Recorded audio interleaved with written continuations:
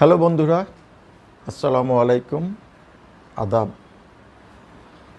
আমি তোমাদের বন্ধু মাহতাব সিদ্দিকী আবার আজকে আরেকটা ভিডিও নিয়ে ফেরত এসেছি।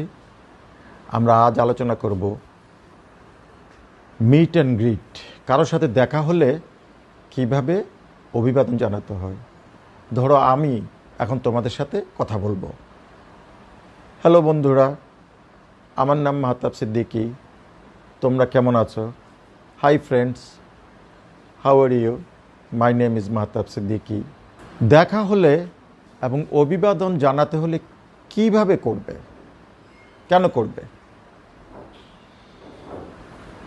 অন্যদের হাসি মুখে সালাম বা আদাব দিয়ে অভিবাদন জানাতে হবে।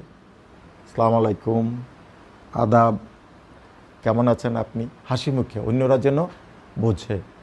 তোমাদের অন্যদের চোখের দিকে তাকিয়ে কথা বলতে হবে, তারা যেন বোঝে যে তুমি মন থেকে তাদেরকেই অভিবাদন জানাচ্ছ।